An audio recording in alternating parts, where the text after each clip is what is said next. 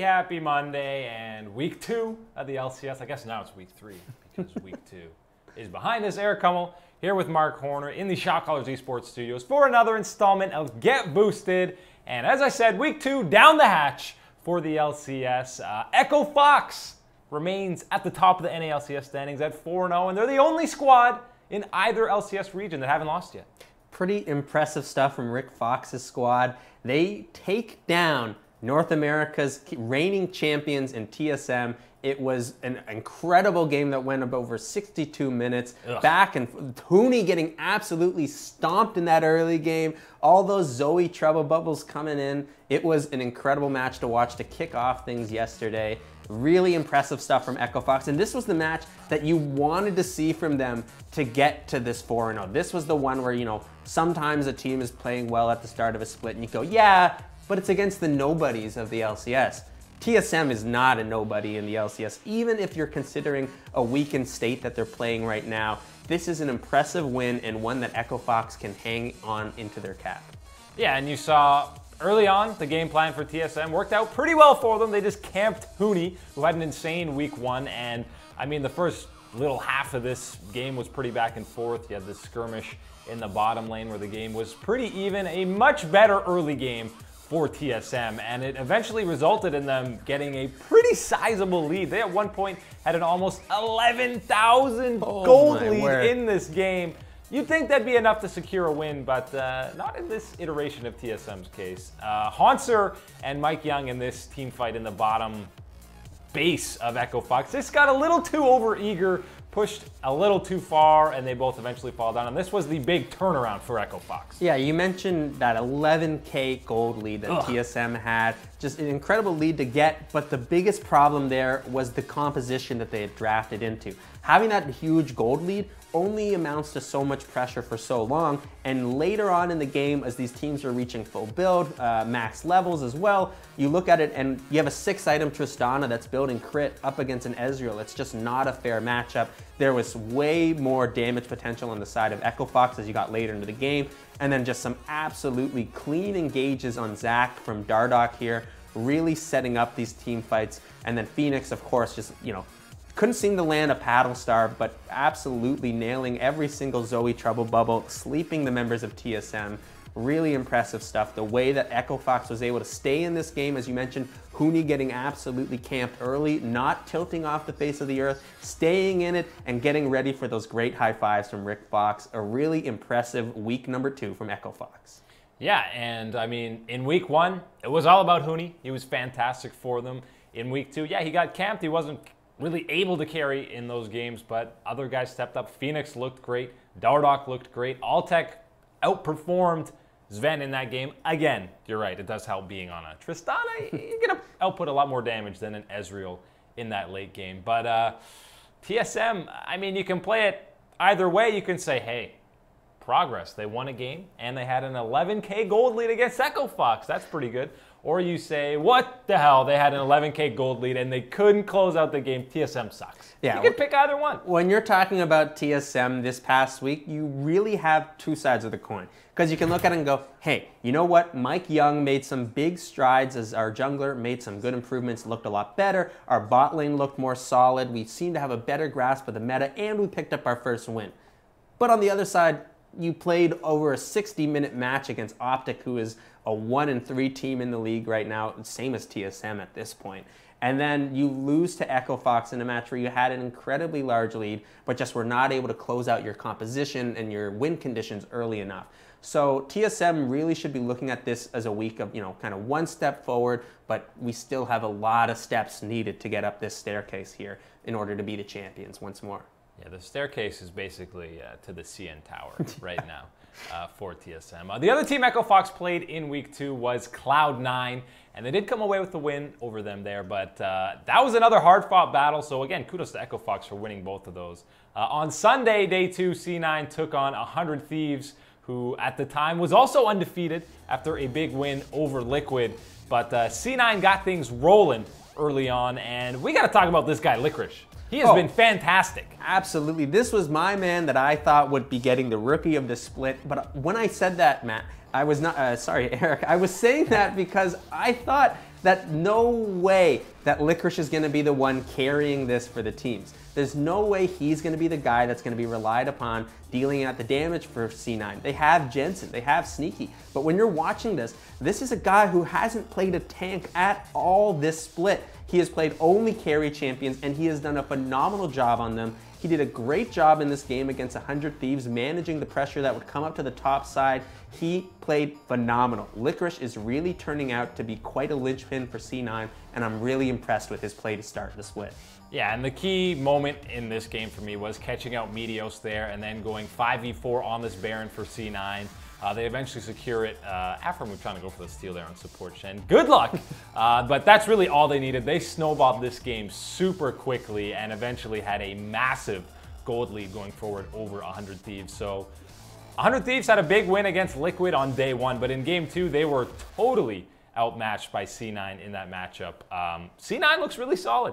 People thought you got downgrades in top and jungle. We just talked about how great Licorice is looking. Probably outperformed Impact early on here in the split, but probably outperformed him. And Svenskeren looks pretty good. Svenskeren has looked probably pretty darn good, and arguably maybe the weakest point for Cloud9, if you would say, and he hasn't been weak at all. And I think that actually one of the better things for Cloud9 and why I would look at them as a team that's absolutely on the rise and could be one of the real contenders this split is that when you talk about Svenskeren and how he operates within C9, I think that what is truly going to happen now, when I was looking earlier, I was looking for Svenskeren to find a stronger partnership with Jensen and really find a way to work together. But it seems like Svenskeren is finding a way to spend time on the top side of the map and really is generally coming up with a synergy with Licorice. And they are finding ways to dominate and play strongly against these top lane matchups. And this is what's leading to the power in C9's hand in the early parts of these matches, that they're finding ways to win. I think that Svenskeren's partnership with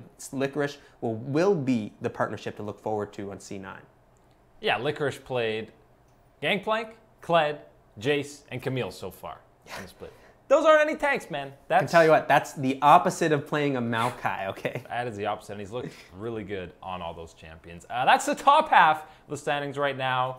The bottom half, we had the marquee matchup, CLG and the Golden Guardians, both looking for their first win, and they played a game that you would expect from two 0-3 teams. It wasn't fantastic. CLG, I mean, a lot of people, us included, had high hopes for this team. Yeah, they come away with the win against the Guardians, but it did not come easy. They were down 5K plus early on in this game. Yeah, in my predictions, I had CLG being one of the finalists for this split. And from everything that I've seen from them in 2 weeks, I still think it's too early to jump ship on that type of thing. But when you're looking at them, this is an issue that does need to be solved. They're not showing up in the same level of competition that the rest of the LCS teams are. I'm looking at them and you talk about, well, who's gonna be, into this finals? Well, is it gonna be CLG, or would you feel much more confident saying a name like 100 Thieves, Echo Fox, or Cloud9? Well, my money would be more on Echo Fox or Cloud9 or 100 Thieves there. They've shown far more synergy together and strength on the Rift than CLG has so far. Even thinking back, looking at just how they've performed, CLG's matchup against Clutch Gaming, where they gave over the pentakill to Febevin, you're watching this and you're actually angry in your seats, even if you're not rooting for CLG, because you're going, what are you doing? You're watching this as if you're playing League of Legends and I'm screaming at my teammates, don't feed this Azir. I don't know what they thought they were doing. It was a very poor performance from CLG. Good on them to bounce back and get a victory for themselves to close out the week. But I think that they are looking like one of the weaker teams, which is going against what we would have predicted for them. But definitely good signs of life for them, something to build on as they move forward. Yeah, it's not much to build on. The Guardians kind of... they need something. The Guardians kind of threw that game. You saw in that clip there. I mean, they caught out Rainover, so they had the advantage. They went for the Baron 5v4, but it was like 22 minutes. That Baron's still going to do a heck of a lot of damage to the team. They get super low. CLG ends up acing them and getting that Baron. That was the turnaround in that game. But yeah, you talked about that clutch game. Febevin did some interviews and he said, I've never been handed so many free kills in my entire career. CLG were just running at him, feeding him kills, and he was even surprised. It was just gross. You had a 5-0-1 Azir 10 minutes into the game, and then all of a sudden, 20 minutes into the game, you have a 10-0-1 Azir. What are you doing, guys? You cannot be feeding like that. And it's so frustrating because when you watch CLG, they're arguably the best team in the LCS for the first 3 minutes of a match. They come in so well prepared. They all know exactly what they're doing with their early strategies. Reignover almost always executes it perfectly. But then once 3 minutes is up, it's game over for Reignover. He's not playing well, he's feeding, and the rest of the team doesn't seem to have that synergy together to know what is going on and communicate where they need to be and how they should be acting. So these are some issues that I think need to be addressed from CLG. They have the strong starts, these early 3-minute invades that they've planned out, but they need to get better throughout the rest of the match. All right, let's look at some of this meta breakdown after week 2, because we know it's League of Stopwatch. Everyone's getting stopwatches. That's still true. There's still a turtle mode, 9 of the 20 games in the EU and NALCS. We're at least 40 minutes. We had another 60-plus minute game, and of course it involves TSM most of the time. But the main thing is these Braum and Tahm Kench picks. 18 out of 20 games, one of those guys were picked in the support lane, and the 2 games they weren't, they were banned. They were both banned. I have no problem with seeing Braum. I get it. There's something about Tahm Kench that just makes me so upset to see, whether he's on my team, the opposing team, or if I'm just watching him. I don't like seeing Tahm Kench. But these support champions have been strong due to how the meta has placed an emphasis on being, kind of these big tanky supports that don't do too much. But then you're looking at exactly what's going on now with the changes into the meta that we're going into. I think you will see the return of the poke supports, much more Lulu. You might see a Misfortune Lulu matchup. You're gonna see Varus again. I think that idea that, now if you're running Arcane Comment on, these poke supports, that if you're dealing damage to the other AD carry and other pair, that damage is actually gonna stick now. You're not gonna have to worry about Relic Shield taking it away and all the heals. Thank goodness. I think, yeah, absolutely. Oh. We're definitely gonna see a more lethal bot lane meta coming in here. Yeah, and I think Braum and Tahm Kench are some of the main culprits as to why this meta is so slow and these games take forever, because that Braum shield is blocking so much. The Tahm Kench, it forgives all these mistakes and these guys getting caught out of position, whether it's your AD carry, your mid laner, even your tank. You just soak up an insane amount of damage, get devoured, walk away. They have Warmogs in 20 seconds, they're back at full life. So maybe if these guys kind of shift out of the meta, these games will stop taking so long and not be 6-3 in kills. And even moving the focus to the mid lane in this meta, you're looking at champions like Azir, Malzahar, and Zoe, which have already been popular, but I think you're going to see kind of a shift around who's going to be getting the priority in the ban phase. I think you'll see Azir probably get banned out a lot more now, and maybe Malzahar slip through a little bit more. But then I think on the other side, you're also going to see a couple more champions that we haven't seen in the mid lane for a little bit. I think we're going to see maybe a Cassiopeia being played because of the the nerfs to Ryze as far as getting rid of the Zhonya ultimate move. Not that it's happening all the time, but even just happening pretty often. Looking back this weekend, I can think of at least one moment in the Team Liquid game where it happened, where you have the Zhonya and then you just take your Ryze ultimate for the free portal out of there. That can't happen anymore. One moment a game when there's a Ryze. Right, so and that's gone. So I don't think that you're going to see Ryze being a high priority pick as he had been kind of in the fringes of that zone as far as the meta. I think you'll see someone like a Cassiopeia maybe replace him there due to something like running, what is the rune that gives you 7 seconds after every level up or kill, I believe, of free mana spending. And so I think if you're Cassiopeia, getting that absolute free mana spend on your E, you're going to be dealing tons of damage in the early game. So I think that could be an interesting kind of cheese pick in this meta for the mid lane. Yeah, I think mid lane's kind of been the most stale in terms of picks so far, with basically, Malzahar, Azir, Ryze, and who's the other one? Zoe. Oh God, how could I forget Zoe? It's basically just a rotation of those 4. So maybe 8.2 will bring some changes. But yeah, with the Nunu buffs, Azir should be permabanned. Nunu should be permabanned. How could I forget the Nunu buffs? Yeah, it's a word out recommendation for everyone else out there too. If you've been playing on 8.2, ban Nunu. Just ban Nunu. All the pros, I hope you're also banning Nunu. We'll just leave it at that, even with that hotfix. Yeah. Gross. 55% win rate already still. Save the headaches. Oh, just ban out of there. The Yeti. Let's hand out some honorable players and the guys we want to report after week 2. There are a lot to choose from for both of these. You got to start with Echo Fox in NA. They're the only 4-0 squad. Last week we gave it to Huni. This week it's going to the man in the mid lane, Phoenix. And I got to eat my words here. Coming into this season, I said this guy would be terrible. One of the worst mid laners in the LCS. He's looked pretty solid so far. 10.5 KDA last week, 84% kill participation, and a league high 18 kills.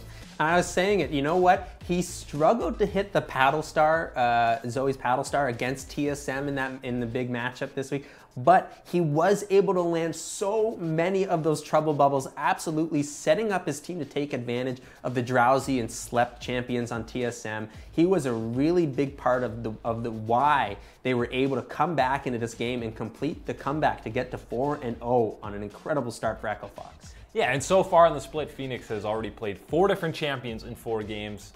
Everyone knows he's comfortable on that Azir. He dumpstered Febevin with it, but I mean, on Casio against C9, he had some questionable moments, but I mean, he still put up a solid performance, had some big ults on that champion that turned around some team fights.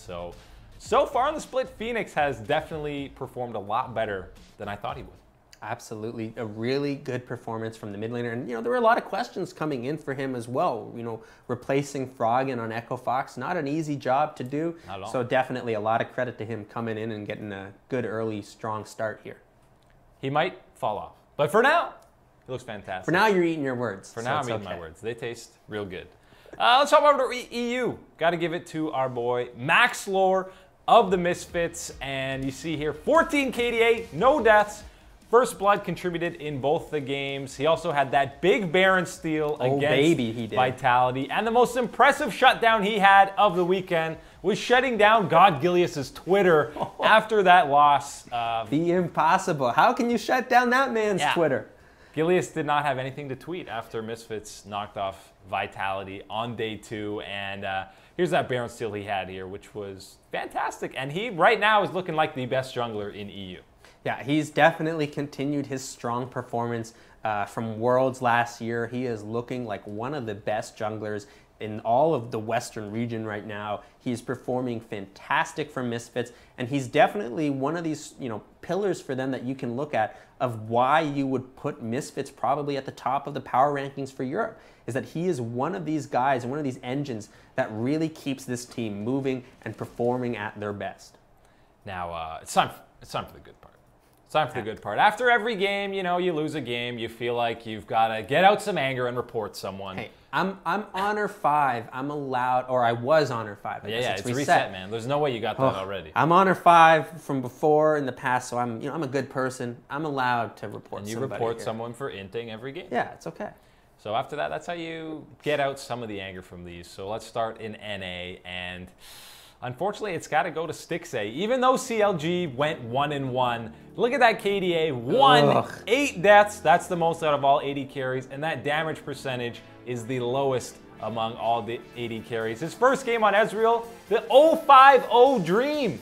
Oh my God. 0 kill participation. Watching Stixxay, it's just been like, one forehead, you're slapping your forehead one time after the other. You're like, don't put yourself there. Don't put yourself there. Don't put yourself there. You're not a frontline person. You're running a squishy Ezreal. You're running to Caitlyn. Don't be the one putting yourself in these positions. Yet it seems time after time again for CLG, Stixxay is finding himself in the wrong place at the wrong time, and it's absolutely bringing down this team. I am 100% reporting Stixxay. Yeah, I mean, he's even played champions this week, Tristana and Ezreal, champions that are highly mobile, have pretty good movement adjustments in the Arcane Shift and the Rocket Jump, and you still see him getting caught out. Tristana, you have a whoopsie button. You get out of it. You got the buffer, you can avoid most abilities, but he's still getting caught in a lot of those team fights. Not something we're accustomed to seeing from Stixxay. Maybe he wasn't quite at the level we expected in 2017 summer that we're used to seeing. Even him and Aframu were struggling in lane, but him and Biofrost do not seem to be on the same page so This far. experiment that you would have thought had a better mechanical base as far as performing has not shown up so far. What? We'll give it time. It's still only week 2, and CLG did get a win last week. Over to EU. I fear this guy might be on the list a lot this upcoming split. That is Unicorns of Love's Exile. I thought week 1 he actually looked pretty solid. He looked a lot better than he did in summer. Week 2, he looked a lot better than he did this week. Terrible. 0 kills, a 0.3 KDA, CS difference of 13.5, and the most insane stat, that I saw from the EU LCS Stats Twitter. It was his 3rd game in a row on Vladimir with 0 kills. I don't know if that's even possible with the state that Vladimir is in, and especially considering like you're talking about how long these games are going across the LCS. Well, you know, what champion does absolute monstrous things in the late game? Vladimir, and he's not able to pick up a single kill on this guy. He is not performing well whatsoever, and it's really dragging down the Unicorns of Love. Not that they were performing great or would be performing great if, you know, something changed with him, but it's definitely been a performance that has dragged down his team and is one that you would hope improves moving forward. Yeah, I mean, this is... It's only got one direction to go, really. I can't imagine... You could keep going down.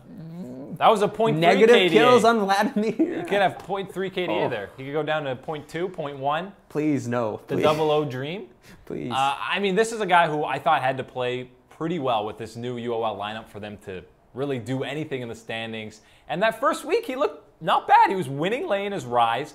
He didn't have a death in that game. He was looking, you're like, okay, this is more like 2017 Spring Exile, who looked like an up-and-coming mid laner in EU. But week 2... that was a totally different side of him than week 1. And he's going to need to improve a lot for UOL to get some wins going forward. Absolutely. Hey, negative 0.3 KDA, step it up. That's, he needs some help. He's just so disrespectful to a lot of the junglers and getting camped and stuff like that. But I believe in him to turn it around. Actually, I'm not sure if I do. I take that back. I'm not sure I do. All right. It's Power Rankings time. Let's do it. It's what everyone wants. It's what everyone's here for. That's why I'm here. It's the only reason I can't. Is for these Power Rankings. Let's start off in EU. Both of these are looking a little different. EU looks a lot more different than NA did last week. So number 1, you got Misfits. I don't know how you can go against them. It basically came down to that final game, Misfits against Vitality. And Vitality got an inhib at like 18 minutes. Right. But then Misfits just completely turned it around. Maxlor got that Baron steal, and that game was done pretty quickly. I think absolutely when you're looking at Europe, you have to be looking at Misfits Vitality at the top. And yeah, that matchup between the two of them absolutely decides who sits at the top of our rankings. It is the Misfits Gaming.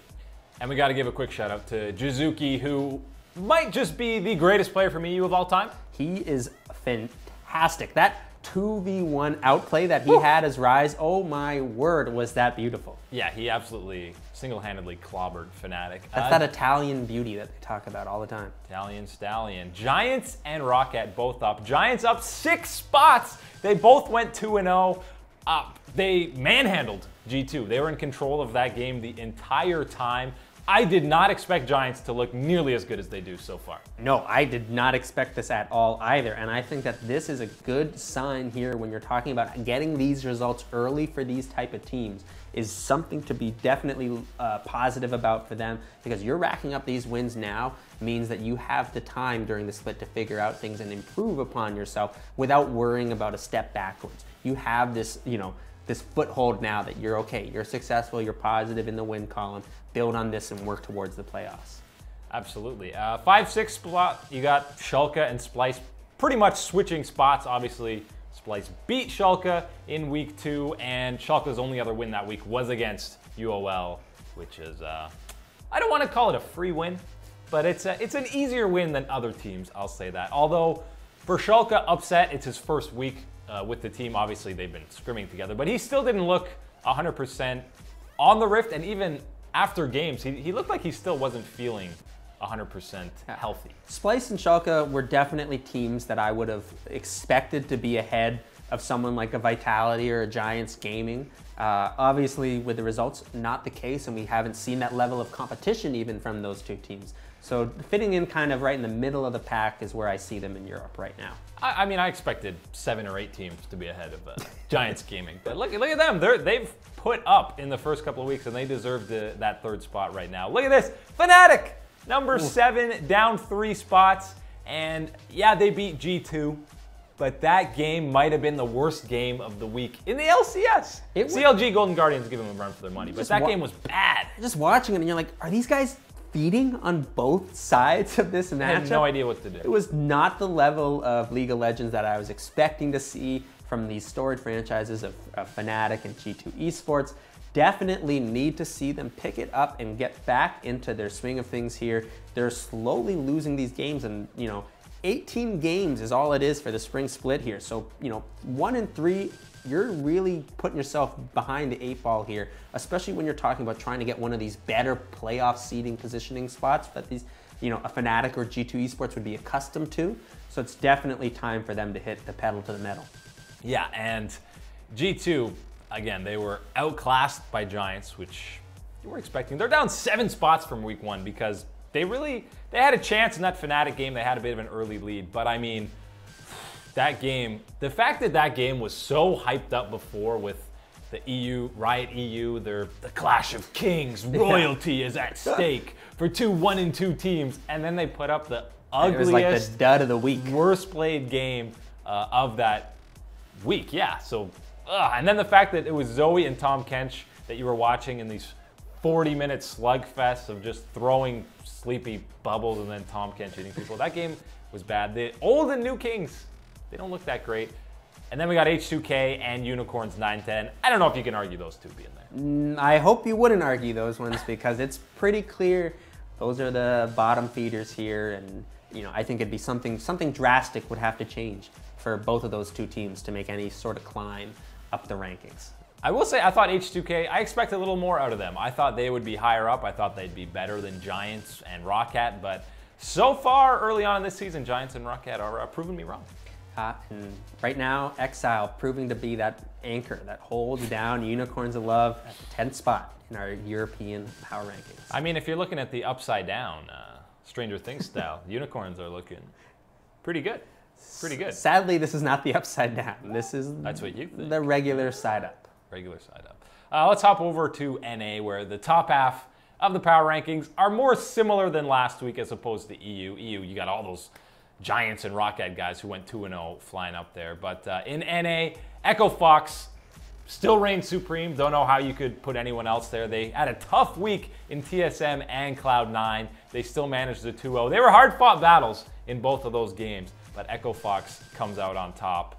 And Cloud9, I think right behind them. They were super close in their game there, and they had a pretty convincing win over 100 Thieves. Yeah, when you're talking about these two teams, they have to be the people that you're putting at the very top. You could maybe make an argument for Liquid or 100 Thieves, but when you're really looking at who's been the strength so far, obviously Echo Fox at 4-0 have been fantastic. You had a great week in week 1 with Lucian, Huni, and everything going your way. And then you come into this week and you have tough tests, and you manage to pass both of them. Getting those 2 victories, big time wins for them, and especially really great to see how they got to these wins, right? They were behind in these ones, and especially with Huni getting smashed, they managed to stick together, gut it out, find their win condition, and power through. And I really want to give props to Dardoch, guy who's picking up some Player of the Game nominations and everything like that, really proving to be an important role player on this team, who's come in and checked his ego. He comes in and he says, Huni comes in and tells him, you're doing this wrong, and this wrong. And he says, well, it's Huni from SKT who's been working with Coma. Who am I to argue about this? Takes his lessons and has learned from it, and I'm seeing a much stronger Dardoch, and it's really allowing this roster to really gel and propel themselves to this top spot in our power rankings. And then Cloud9, really great team, a strong roster, and then of course, this emergence of Licorice as a guy who's able to carry and play on these things, I think has really solidified them as our number 2 team. Yeah, and then you got Liquid in at 3. And I know people are going to say, how can Liquid be 3? 100 Thieves beat them. 100 Thieves should absolutely be ahead of Liquid. That was a very close game between Liquid and 100 Thieves. And then after that, Liquid completely destroyed Clutch Gaming. And Cloud9 pretty convincingly handled 100 Thieves going through there. And if you're accounting for week 1, I'm still holding that TSM dumpstering that Liquid did. I'm still holding that up there for them. And I know the Optic game was close, but I still think Liquid is just a hub above 100 Thieves. Yeah, this would be different. If we're rating on jerseys and merchandise, I would 100% 100 Thieves. Bottom. No, the 100. bottom. Hey, I'm all about those baseball jerseys. 100 Thieves going way up there. But this is all straight on League of Legends action. Team Liquid for me is ahead of 100 Thieves. Again, based off of the strength of how they've performed in their victories, I think that it's been a more dominating performance and a cleaner performance from Team Liquid compared to the victories for 100 Thieves. But I really do like 100 Thieves as a roster. They were built really well. You know, Nate Shot wanted Prawley as his coach. Prawley said, well, I want Ryu as my mid laner. Ryu said, well, I want Meteos as my jungler. And Meteos said, well, I want Afromu as the support shot caller. Woo, got all those things. What a chain to follow. Top it all off with someday learning English and being great in the top lane. And then, of course, Cody's son saving his flash at Worlds. Getting ready here. I'm liking this 100 Thieves roster. I think that staying in 4th is a good spot for them. They haven't proven too much, but hey, they're a team to look out for moving forward. Definitely a contender. Then we got Optic coming in at 5, which again, people will be rattled by, I'm sure, because they're 1-3. Yes, they have a worse record than Clutch and FlyQuest, but I gotta say, Clutch in their 2 wins, it's usually Febvin popping off, and in their 2 losses, they look like a bottom 2 team. They're getting absolutely destroyed in some of those games. Optic has pretty much been in all 4 of their games that they've been in so far this split. And now looking at their logo with that green and the logo there, that looks a lot like a lime. They got a lime logo. I think the Green Wall, Optic Gaming have done well for themselves this week. They performed, again, they've been in every single match that they've played. You haven't been able to say it's been a stomp or they've been totally outclassed. They've been in every single match that they've been playing in. And I think what you've seen this week has really been a strength and emergence from the bot lane for them. I think Arrow and Lemonation are starting to gel together a lot better, and you're seeing much better results from them, and especially in that match against FlyQuest. And I mean, it's FlyQuest, so it's Stunt and Wild Turtle. You're not talking about, you know, the most well-regarded of bot lanes, but still a very, you know, functional bot lane in the NALCS, and they handled them very well and strongly took advantages away from them. I think that this is something that Optic can work on and improve upon looking forward. Yeah, and then you got Clutch and FlyQuest, like we mentioned. You can probably swap them either way. Then it's TSM at 8. The climb is on, boys. Started at 9 last week. We're moving up 1 to number 8. Again, 60-minute game against Optic. That's why I'm putting Optic higher there, because they've been more competitive in a lot of their games. And then TSM, you can say, again, you can say both sides in that Echo Fox game. You blew an 11K gold lead, or you had an 11K gold lead. There's a positive or a negative there you can look at. Yeah, definitely some good signs from TSM this week. And I think that's a hard thing to hear for a Team Solo mid fan, is that, yeah, you got to take the positives from a 1-in-1 week and the good signs that your team made. But this is, you know, a roster that hasn't spent a lot of time together. Again, we'll reiterate that it really is all about getting them to gel together and synergize better and communicate with one another and be on the same page together. Really important things to have when you're on the Rift and making these split-second decisions. TSM is getting there. They are being more proactive, as we're seeing. That was something that Coach Song talked about. Wait until week 3, week 4, and if we're not more proactive, early game orientated by then, maybe criticize us some more for that. So I think that this is still a work in progress for TSM, but something you gotta be concerned about is that, again, 18 games in a spring split, 1-3. You are behind the 8 ball here, and you are a team that is accustomed to getting one of these priority spots heading into the playoffs. You're really gonna have to turn it on and pick up those wins if that's where you wanna be come the playoff time. And again, I still expect them to be climbing. I think so as well. Come forward. But hey, time to put the results on the board. That's right. CLG down 4. I wasn't too concerned after their 0-2 first week because they were in both of those games. Week 2, maybe starting to get a little concerned. They looked bad in both of those games. They only won that game against Golden Guardians because Golden Guardians aren't very good. No, it's the flip side of the coin from TSM. You know, things are looking good. Take the positives from it. You know, everything. You came into this week for Counterlogic Gaming, and you're just watching these, and you're like, I didn't really see anything positive. Once again, you saw that, yeah, they have this strategy right out of the gate. Their preparation is strong. They're ready for it. But then after that, everything falls apart. The game plan doesn't work, and everyone's feeding, and it's not good League of Legends play. That is why they find themselves 4 spots down in the rankings. And Golden Guardians at 10. Pretty comfortable spot for them to be that's there. That's it. You could probably end the sentence right there. You could, but I think that there is something to be said that they are improving. I think that you are seeing a more competitive play from them than sometimes you see from Counterlogic Gaming in some of those matches. I think if the absolute execution was a little bit cleaner for Golden Guardians, you might see them at a different record than 0-4. But for now, they take up the last spot on the bus of the North American Power Rankings. What a colorful bus it is, too. Yeah, it is a lot of colors. It's very nice. Those are your Week 2 Power Rankings, NA and EU. I'm sure they'll be fluctuating a lot more in the coming weeks.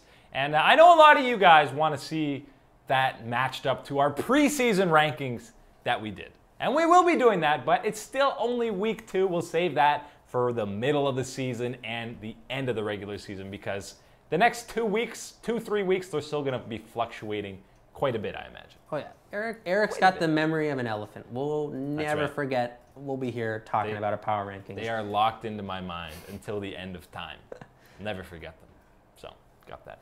Make sure you're sending in your questions. I forgot to mention that earlier, but make sure you're sending them in. We'll get to them in just a second. But first, we got a last segment. See, those are the words I combined together there. That's why it sounded stupid. Handshake of the week. This is the most important part of the show. This week, the honors go to Rick Fox of Echo Fox. Look at him. He's in there with the children, handshaking his teammates. How are you not hyped up watching this? Look at this. Look at Rick Fox slapping that Dardoch hand. He is loving it. Rick Fox has been at almost every LCS match for Echo Fox the past 2 years, dealing with the disappointment of the roster, not able to get it together. Now he's got a team that's up here taking down Team Solo mid. Rick Fox, loving life. Loving life as the George Clooney of the NALCS. It's great stuff. Find someone who looks at you the way Rick Fox looks at his players after a win, because it'll make your life a lot better. Hey, Echo Fox, I'm all in on that Fox currency. That Fox currency. He's one of the great owners now. You look at Jack, you look at Reggie for TSM and Cloud9, and you throw in Rick Fox now. Big name, doing good things for League of Legends. Good for him. All right, it's question time. Everyone's favorite time of the day. Let's start us off. Inferno, do you think Echo Fox can make finals? I assume that means LCS finals. World finals? Yes, of course. LCS, I mean, listen, people knew they had the potential, the ceiling on this team, and it's just kind of a matter of when they lose a game, when they go, they're going to have an 0-2 week maybe. A 1-1 for sure, maybe an 0-2 week. It's going to be how they deal with it after that. And a best of series is totally different in terms of mental fortitude. So I'm not sure I can say they'll get the finals or they have that chance. They definitely have the talent to do it, though. Right. I want to see just that, as you're saying, that one bad week, right? You know, 1-1 where they have a bad loss, or 0-2. You know, if this happens, I want to see that, because you want to see how they respond and bounce back as a group. You've already seen good signs and signs that point to that they would be able to bounce back well from this by looking at the match against TSM.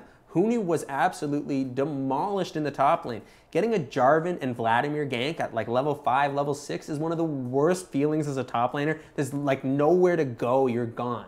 So Huni all of a sudden has this big deficit there now in his lane, and the rest of things not going well for Echo Fox. But you know what? They managed to stick together, gut it out, and find that win condition for them and stick to it and get the win against TSM. So that was really impressive that they were able to stick through that adversity in the early game and then find their way to the victory. So I think that's a good sign as far as them showing that they are a roster that could make it to the finals. But I still want to see that last bit of validation from, you know, how well do they bounce back from an actual bad result on the board and then moving forward.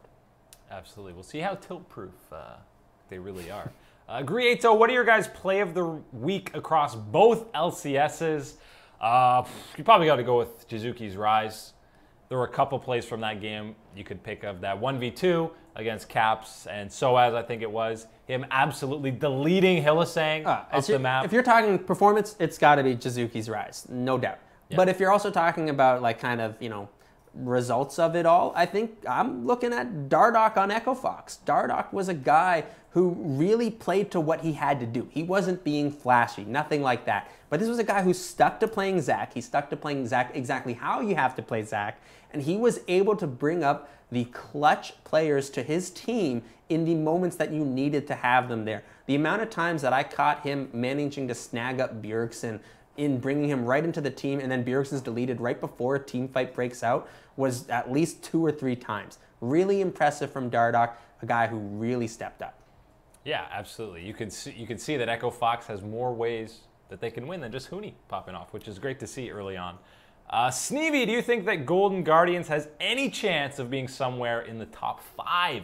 Top 5? Top 5 is certainly a stretch. I don't think top 5 this split. I think that is For me, it's out of the question as far as where I feel like the strengths and talents are of other teams at this point. And I mean, there's two how they're 3-1 teams and a 4-0 team Yeah. already, and when you're 0-4, that's a tough hole to get out of. Absolutely. So I think that this split out of the question as far as them improving and, maybe in the summer split becoming a top 5 team, totally possible. I don't think with this roster, they're finishing top 5 in either split. Kylo Ren, our boy at Shot Callers Esports. Can Echo Fox go to championship? And what do you think about Vitality this split? Vitality's a lot better than I thought. I thought they would go 0-2 this week. I thought they'd have some stiff competition in Misfits and Fnatic. Drop both those games. They clobbered Fnatic. They got a little clobbered by Misfits, but they have impressed me so far. Yeah, definitely a very impressive start to the split for Vitality. One that was totally unexpected, really looking into it. Even if by the most bullish of expectations for them, they're doing very well. And I think that when you look at this roster, yeah, they're being pretty much carried by the strength of Jizuki playing phenomenal in the mid lane, and then even, Mini Trupax not playing like a rookie, looking very strong in that bot lane. Yeah, he was probably the most hyped guy on this roster. He hasn't really had to do anything yet. No. A lot of these games, his damage numbers are a little low because they just haven't had to do anything. Jizuki is 1v2 carrying all that work, man. Yeah, so they're looking like a playoff team. I think for so. sure. We mentioned Echo Fox earlier. Definitely a team that I think right now has shown signs to be a possible finals contender. But Vitality, team that we haven't talked about, looking like they could be one. Best owner, Rick Fox or Nadeshot? I don't know. This is a tough question, right? Because there's so many great owners. You got C9 Jack is still a fantastic owner. Can't talk about owners in the LCS without talking about Reginald doing great things with TSM. Love me some Reggie, of course. But Rick Fox is definitely a guy that I really love having in the League of Legends scene. He's been a positive influence as far as the media's perspective of the game, esports traditional media's perspective of the game in esports. He's been a very big advocate for it and for gamers, and I think that he is a guy that is starting to see some real success with his team in League of Legends, and he's enjoying it. And hey, I'm here for the ride. I'm all aboard the Rick Fox train. Yeah, absolutely. And Rick Fox is a guy who didn't really know what the heck League of Legends was when he's getting into it. Now you've seen him streaming, playing the game, which is hilarious because he doesn't really know what's going on. I still laugh when I think about Rick Fox streaming because I remember him playing Lucian and, his son telling him, oh, you max Q first. Well, yeah, of course you max Q first, but you got to put a point into E when you can. No. That didn't get through to Rick Fox. He just maxed Q straight up all the way on Lucian, playing it. Maybe he's learning some tips on top lane Lucian from Huni now. Yeah, absolutely. But yeah, I mean, you see how he treats his players and how happy he is. He goes to every game. You love Rick One of the Fox. best owners in League of Legends for sure. Who would win, Echo Fox or Team Liquid? Ooh. I'm excited to see that matchup. It's going to be an interesting matchup. I mean, I feel like Echo Fox has got to lose soon, so I might slightly favor Team Liquid, but that is going to be a very even matchup, and Huni might have his way with Impact in that top lane. I think so. I think Huni would be the stronger pick there. Now, the only thing that would come to me as far as being an advantage for Team Liquid, and again, we gave him some praise earlier in the show, but I still think that Pobelter is a more consistent pick than Phoenix is in the mid lane. But when you're looking elsewhere, I think that, I think Alltech and Adrian can stand up to Biofrost and Ole in the bot lane, and I don't think you're really losing too much. So I think that would be a very interesting matchup and one that I'm looking forward to seeing. Yeah, that'll be a marquee matchup, no doubt. TSM changed roster after spring split. Maybe Sven and Mithy back to EU. I think this is a year-long experiment. They're not giving up on it in spring split. Now, if you're talking about, are they going to make some tweaks? Would they add somebody? Possible. This is team solo mid. This is not a team that's going to deal with, if this roster finishes at the very bottom, there will be changes. Something will happen. But I think when you're talking about Sven and Mithy specifically, this is a commitment that they've made for a year. This is this year-long experiment that they're going to do and see where they go from there. So I wouldn't expect Sven and Mithy, even with, the worst of performances from TSM, I wouldn't expect Sven and Mithy to be going anywhere for at least a year. Yeah, they're waiting for that EU franchising money to kick in. Maybe then they go back to EU, but they're staying for the full year, I think. What do you think about Clutch and their performance in Week 2? They're the most bipolar team in the league. When they're good. They're good. They look like a playoff team for sure, and when they lose, they get absolutely dumpstered. They have no chance in the game. Lyra has been super suspect through these first 2 weeks. I think Lyra actually has the worst goal differential at the 10-minute mark in the entire league right now. This is a guy who's supposed to be a top-tier jungler in NA. He's not looking like it right now. Right now, the second best player on that team is Solo. Just like everyone predicted, this was the guy everyone's like, this guy is going to drag this team down. He's going to be worse than Seraph was on Envy. He's the second best player behind Fevivin right now on that squad. Yeah, I think for Clutch Gaming to really, improve and show that they're a more powerful team in the LCS, I think you're going to need to see Lyra really step up his game. Because it can't just all be on Fevivin's shoulders all the time to be this massive carry for the team. There needs to be someone else either helping him get there or taking off some of the pressure off his shoulders by being the actual carry. Absolutely. Is Arrow the best AD carry in NA from Drew Spence? Arrow is not the best AD carry in NA. Arrow might be the best team fighting AD carry in NA. I would give him that credit for sure. I still think there are some weaknesses in his laning phase as far as that works, and certain timing mistakes that he can make. But definitely when you're talking about team fights, there might not be an AD carry that I would want more on my team than Arrow showing up. He seems to always know and exactly prioritize the right targets at the right time in these team fights, turning it around for Optic now and seeing in their victories. So definitely a player that I think has shown more skill than people thought of him coming into this split, even with an MVP title already tucked into his belt. So I think Arrow's done very well so far. Yeah, he looks a lot better than he did in those later summer. Phoenix 1 days. Yeah, he's improved a lot, and I didn't expect him to look that much better. Lunar495, what do you think of trash talking in the LCS? Double if trash talk on Clutch Gaming, for example. You also got God Gilius and Maxlore. Yeah. I love it, man. It creates more storylines, which just adds more and more hype to a lot of these games. Bring on more trash talk. You also had Febivin saying CLG was inting against them. I love it. And now when CLG plays Clutch again, it's going to be a more hyped up matchup because of the trash talk. Hey, I'm all for trash talk, and I'm loving what we've had so far to start this split. But I want to bring up, just remember from last year's Worlds Play-Ins tournament, the Dire Wolves coming into their top laner, talking smash against Impact, and then getting absolute bodied. Like, who are you? I'm Impact, man. Like, what are you doing? But that was also the birth of the white lettuce memes. Yeah, so trash talking, only good things happen. I'm liking it. I think it's a good thing. Be careful who you trash talk against sometimes, but overall, I've really enjoyed it. And I think when you talk guys like Double, part of the personality and fire that he brings to the LCS that makes him so exciting to watch. Okay, we got a West Dream team and an East Dream team. Here we go. West is Huni, Yankos, Perks, Arrow, and Mithy.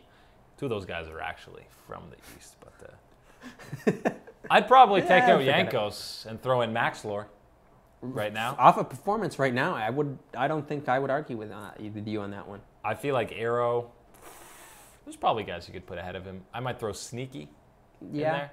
Sneaky, and even Mithy. That's even the joke, Sneaky in lane. I would rather have Sneaky in lane than Arrow in the laning phase. Yeah, that's true. East Dream team, you've got BDD, Ambition, Faker, Uzi, and Gorilla. Ooh, BDD is in the top lane. That's an interesting call. I think BDD is great, but I don't think you're going to pick him over Faker in the mid lane, and I don't know why Khan. Where's Khan? Yeah, I think maybe he meant Khan instead Khan's of BDD. suspension is over. Yeah, maybe he meant Khan instead of BDD. I don't know if you watched LCK last week. There would be no doubt in your mind that Khan is the top lane guy. You might throw Teddy in at AD. Yeah, hey. Teddy. Teddy doing some good things in that AD carry position. It's got to be Khan in the top lane there with Faker. Yeah, Brandon Spillane, what do you think TSM needs to work on to climb up the rankings? A lot of things. It's got to be the communication. Yeah, that's the main thing. You just see little things get missed off, and it's not necessarily that people don't communicate, because that was kind of people's initial snap judgment when they've heard that their communication hasn't been strong on TSM to start the split, and you're like, well, what's going on? I thought you replaced Doublelift and Biofrost and Sven because they all weren't communicating so well. Well, Sven and Mithy are communicating, and Mike Young is also communicating with this team, but the problem is they're not exactly communicating on the same page. So someone might see, a jungler going up to the top side and might think, okay, well, that's going to be, Bjergsen's going to tell Hanser about that. When in actuality, Bjergsen's expecting Mike Young to be telling Hanser about that. So that's where the little communication errors come, and that just is something that gets ironed out by playing and practicing more with your teammates, and that's where I would look for TSM to find their improvement from. Yeah, I think Mithy, you brought in for shot calling, so I think maybe Bjergsen needs to take a step back from shot calling, even though they've basically groomed him to that role the last couple of years. It might be time to take a step back and see the more lane-dominant Bjergsen that we haven't seen in a while. Eddie Torre, personally think that 100 Thieves are the best NA team. Your thoughts? I don't think that they're the best NA team, but I don't think that is a crazy statement to make. Again, 100 Thieves is a team that's come in very strong into the LCS. They've come in with a great branding and support around them and trying to get the fan base up for them as well. Great content such as the Heist, I believe, is their online series. Great stuff from them there. And then, of course, on the Rift, they have some players that you obviously are drawn to and have put up some good performances to start the split. And again, hey, I'm all about those baseball-themed jerseys. Really liking it on the 100 jerseys, man. Jeez. Hey, I want Daphne to get an 100 Thieves jersey on back here. I think that calling them the best team in NA is a little far, but putting them right near the top, I'm with you on that one, brother. Yeah, I could see you sliding them in third, probably not higher than that. Can SKT win Spring? Not in their current form. They're going to have to sub in some players or pick someone else up. Buddy, I'm wearing the SKT Yeah, we haven't even referenced this. Got an SKT I'm wearing the SKT sweater today, and I'm telling you, I don't have a lot of faith in them. I know Faker can carry really hard. We've seen him do it before. 5 games on Galio against RNG. This man can do almost anything in the mid lane. Except right now, it looks really rough for him against the rest of the LCK. There just seems to be too much talent on these teams. You're talking about Kingzone X, and you're looking at it in, Tall or Untara going up against Khan, and they're just absolutely getting smashed, and that's not exactly something that Faker can impact for, right? You're looking at SKT. Faker is arguably the best player in the world, best mid laner, and then I think when you're looking at the rest of these players, most of them are about 4th, maybe 5th best in the LCK at their positions. So I think that's where the real weakness for SKT is coming right now. And I think they really do have to look at revamping this roster for summer. Yeah, I don't see them winning Spring. Maybe they come back in summer, but there's going to maybe if I wear this jacket more. Maybe you have to wear it every single day. And in the shower, you can't take it off. You got to wear it 24 hours a day. We got a handful more, so let's fire through these. Hootie said in an interview from Travis that Licorice is a force to be reckoned with, and he was impressed.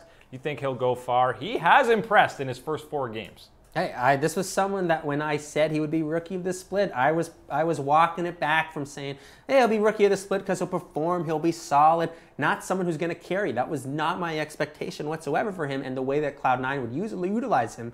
But when you're looking at this, Reaper has given him the full-on green light to go ahead and play carries, and that's all that this guy has played. And on top of that, he's played well on all of these carries. He's done fantastic work, especially on the Camille. I really want to bring note to that. His job on Camille of handling pressure and when to deal with it with his team, as far as his communication as well, of when reinforcements were on the way or who the enemy team was bringing in as well. Really fantastic job. I, as well as Huni, obviously, have been really impressed with Licorice's start to the LCS. Yeah, he's had a super solid start. And again, no tanks. That's the most impressive thing about him so far. Couple questions about who's going to win the spring splits. Misfits going to win spring in EU, and will TSM win in NA? Misfits probably the favorites right now. Misfits looking like it right now for sure. I would put, if you're putting money down on it right now when you're talking about these teams, you could go out on the limb and put it all on the Italian Stallion with Jizuki and Vitality. But that's bold and risky. But if you're looking at the safe pick of who you think will win, Misfits is the team right now. They've shown it, and they've shown they're able to perform at that stage. Looking pretty good for them. And I think in North America, I think TSM still needs to show more improvement and with their communication on how they're working, but they definitely have the skill and a team that you would expect to be there. 10 splits in a row. Yeah.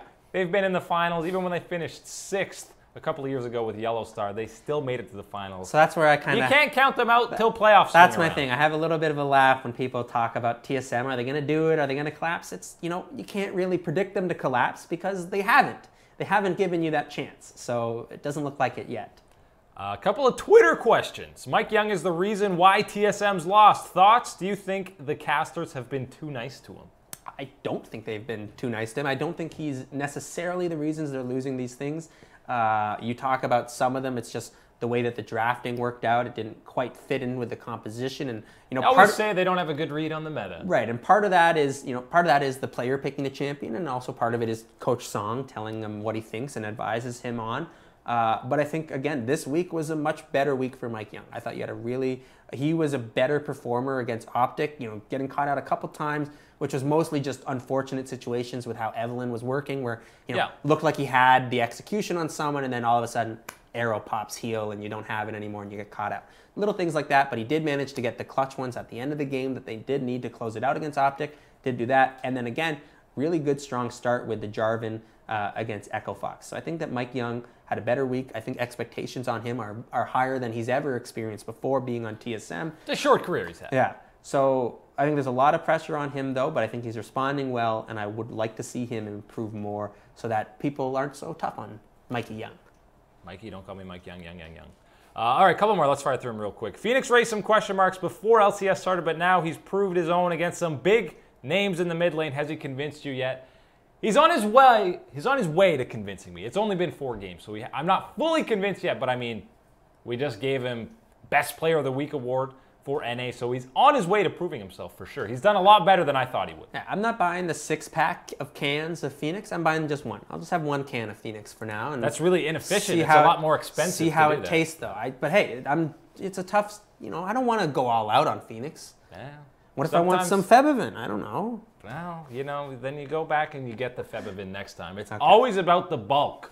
Always buying bulk. Can Jizuki make MVP of the split? If he keeps playing like he does now, man. He could. Absolutely.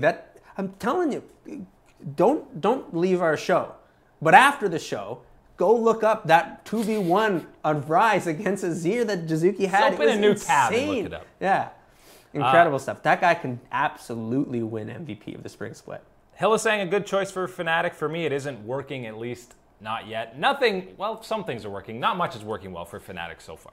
I don't think that's necessarily the Hylissang problem, but you're right. There is something up with Fnatic. They aren't playing to exactly the potential that I think that they have right now. Do you think Doublelift and Ole will be the best Western bot lane? I think that they have the potential to be the best Western bot lane. I think it's going to take some time and some cohesion together. When you're talking about Ole, a support that loved to roam on Immortals, and then you talk about Doublelift, a guy who much preferred his support to stick with him, be more lane dominant. That's going to be a different change for the two of them, and seeing how they gel and get a mix of those two ideas and personalities together. But they definitely more than have the mechanical skill and talents to become the best bot lane in the West. Yeah, and I mean, Sven and Mithy aren't looking like it right now. Sven and Mithy aren't looking too hot, so definitely right now, I'd put my money on Biofrost. Not Biofrost, definitely not. Definitely not Stixay and Biofrost. I'd put the opposite of my money on that one. I'm putting it on Doublelift and Ole. All right, 2 more super quick here. When it comes to Fnatic, who's playing bad? Who's at fault that they're losing? The new support, Reckless. I mean, Reckless has not looked as good as he has recently. But, I mean, Caps and Soaz have looked great. It's, again, a team communication, I think. Yeah, definitely an issue there, I think. It's just getting everyone working on the same page with it. I don't think Hylissang really has been too much of a sticking out of his sore thumb as far as his performance. No. And yeah, when you're talking Reckless has been fine, but at the same time, it's kind of the same discussion that's around Bjergsen and the Xerath as the example of, had a great game on Xerath, didn't have the impact for his team that you wanted. And that's where I think you look at Reckless, someone who's playing well, but for someone of his stature and what you expect from him, he needs to have a bigger impact for Fnatic. And very last question, will C9 win the spring split? I think they're probably one of the big favorites right now, with so many other teams like TSM and CLG slumping. You asked me this last week, I would have just flat out said no. You asked me this now, I'm giving you a pretty high chance, 45, 50. I think they're right up there as one of those teams that could be up there. Again, Licorice becoming a carry has really added a new dimension to this team and how they can go about getting these win conditions accomplished. The top half of the NALCS standings looks pretty scary right now. Hey, it's pretty spicy. Pretty spicy. That's it. That's all the questions. Thank you very much for sending them in. Again, I'm sorry if we didn't get to all of your questions there, but we do appreciate you sending them in, as always. And that's going to do it for us on Get Boosted. We'll be back on Wednesday at 2 p.m. for some more 5v5 Live, looking at the action that's going on in the LCK, because Week 3 now is already underway, and we'll be previewing some of the marquee matchups in the NA and EU LCS in Week 3. I'll see if this SKT jacket brings any good luck. If you're not wearing it on Wednesday, everyone's going to be extremely disappointed, especially me. So we expect that on Wednesday. And you can tune in at 2 p.m. But that's it for today. Eric Kummel here with Mark Horner. Thank you guys very much for watching. We'll see you on Wednesday.